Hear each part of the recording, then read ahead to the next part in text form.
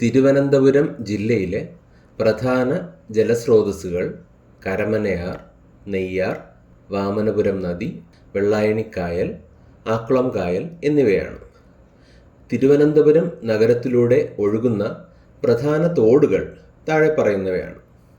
കേരളാദിത്യപുരത്തു നിന്നും ആരംഭിച്ച് ഉള്ളൂർ, മുറിഞ്ഞപാലം വഴി ഒഴുകി കണ്ണൻമൂലയിൽ ആമയിഴഞ്ചാൻ തോടുമായി ചേരുന്ന ഉള്ളൂർ തോട്, മുക്കോല, വഴയില, പട്ടം, തേക്കുംമൂട് വഴി ഒഴുകി കണ്ണൻമൂലയിൽ ആമയിഴഞ്ചാൻ തോടുമായി ചേരുന്ന പട്ടം തോട്, കേരള വാട്ടർ അതോറിറ്റിയുടെ പമ്പിംഗ് സ്റ്റേഷൻ ഔട്ട്ലെറ്റിൽ ജിമ്മി ജോർജ് സ്റ്റേഡിയത്തിൽ നിന്നും ആരംഭിച്ച് Rajaji Nagar, Thampanoor railway station, east fort, Vanchiyoor, Pattoor വഴി ഒഴുകി കണ്ണൻമൂലയിൽ ആമയിഴഞ്ചാൻ തോടുമായി ചേരുന്ന പഴവങ്ങാടിത്തോട്, കഴക്കൂട്ടം, കുളത്തൂർ വഴി ഒഴുകി വേളിക്കായലിലേക്ക് പതിക്കുന്ന തെറ്റിയാർ തോട്, ചാല, യമുനാനഗർ ഭാഗത്തെ കരിമഠം കുളത്തിൽ നിന്നും വെള്ളം പാർവതി പുത്തനാറിൽ എത്തിക്കുന്ന തെക്കനക്കര കനാൽ, കഠിനംകുളം കായലും ആക്കുളം കായലും കരമനയാറും ബന്ധപ്പെട്ട് കിടക്കുന്ന പാർവതി പുത്തനാർ. ഇവയെല്ലാം തിരുവനന്തപുരം നഗരത്തിലെ വെള്ളപ്പൊക്കത്തെ നിയന്ത്രിക്കുന്ന പ്രധാന തോടുകളാണ്. പട്ടം തോട്, ഉള്ളൂർ തോട്, കുന്നുകുഴിത്തോട്, പഴവങ്ങാടിത്തോട് എന്നിവ പാറ്റൂർ കണ്ണൻമൂല ഭാഗത്ത് സംയോജിച്ച് ആമയിഴഞ്ചാൻ തോടായി ആക്കുളം കായലിൽ ചേരുകയും വേളി കായലിലെ പുഴിയിലൂടെ മഴക്കാലത്തെ അധിക ജലം കടലിലേക്ക് ഒഴുക്കിവിടുകയും ചെയ്യുന്നു.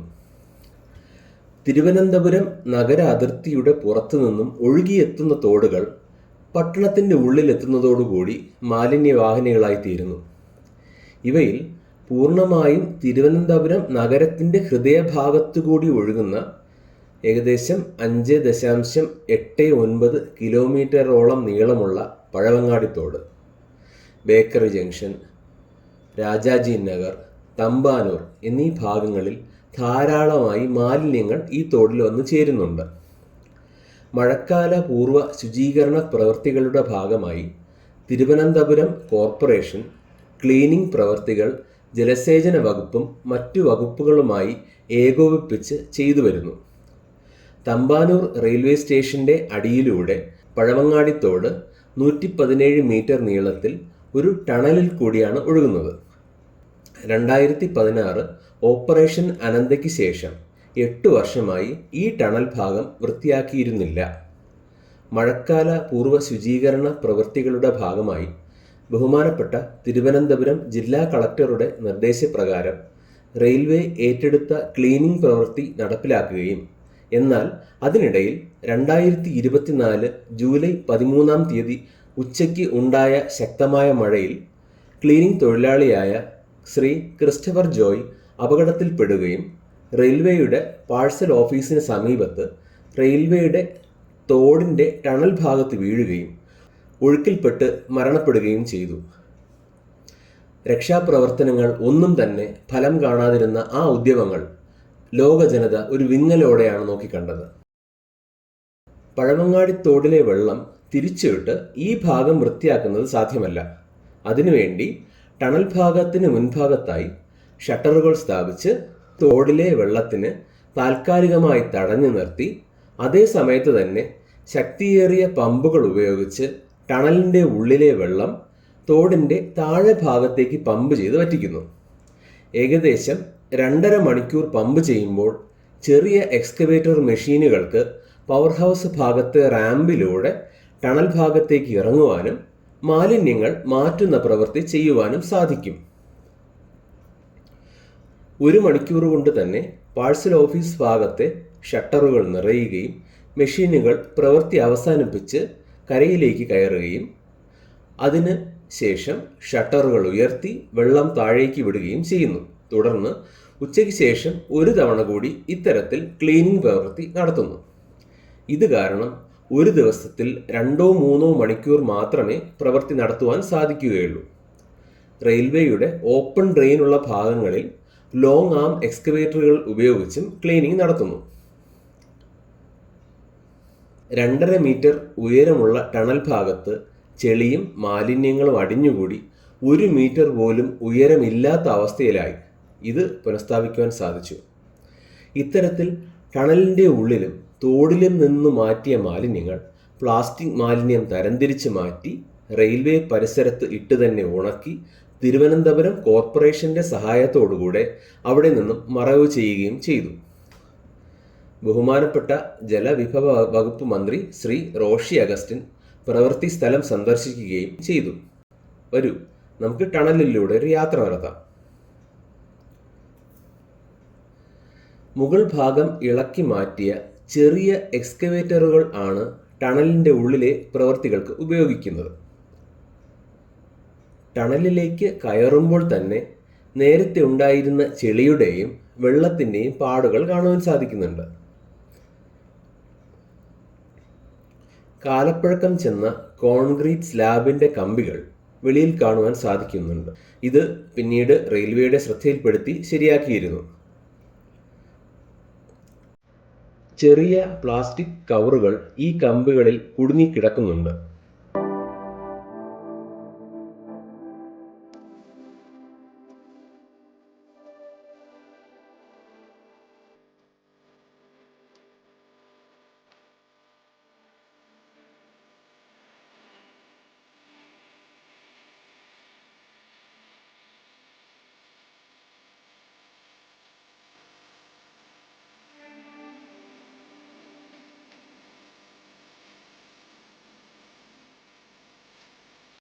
ഈ 117 മീറ്റർ നീളമുള്ള ടണലിൽ 2 ഭാഗത്താണ് സ്ലാബുകൾ കൊണ്ട് ഉള്ള ഓപ്പണിങ്ങുകൾ ഉള്ളത്. തുടക്ക ഭാഗത്ത് ഇരുവശങ്ങളിലും കോൺക്രീറ്റ് ഭിത്തികൾ ആയിരുന്നെങ്കിൽ തുടർന്ന് ഉള്ള കുറേ ഭാഗങ്ങളിൽ ഈ രീതിയിൽ കരിങ്കൽ കൊണ്ട് ഉള്ള സംരക്ഷണ ഭിത്തിയാണ് ഉള്ളത്.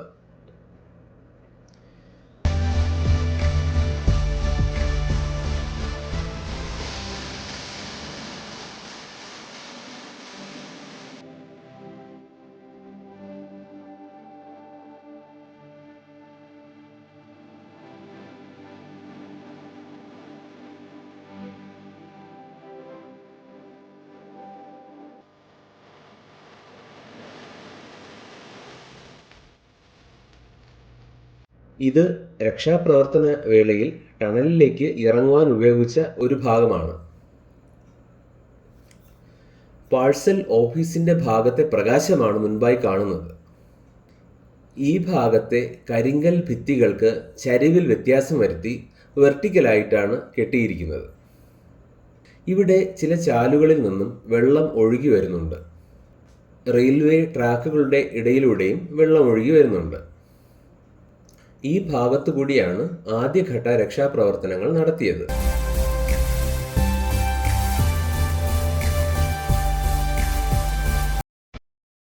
ഈ ഭാഗത്തും ചെറിയ ഒരു ഡ്രെയിൻ വന്നു ചേരുന്നുണ്ട്.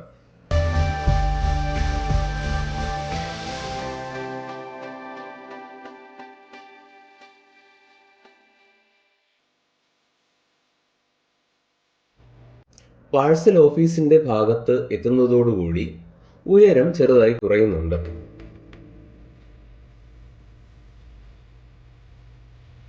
നേരെ മുന്നിലായി നേരത്തെ പറഞ്ഞ ആ ഷട്ടറുകൾ കാണാവുന്നതാണ്. ഇത് പാഴ്സൽ ഓഫീസിൻ്റെയും ഇന്ത്യൻ കോഫി ഹൗസിൻ്റെയും ഭാഗമാണ്.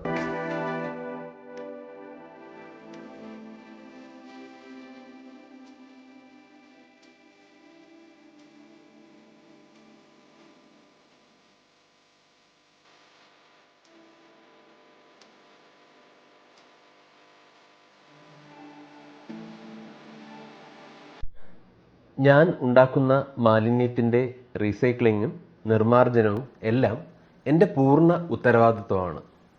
ഞാൻ കാരണം ഒരു മിഠായി തോട് പോലും ഈ ഭൂമിയിൽ വീഴില്ല എന്ന് നമുക്ക് ഓരോരുത്തർക്കും പ്രതിജ്ഞ എടുക്കാം. എൻ്റെ മാലിന്യം എൻ്റെ ഉത്തരവാദിത്വം.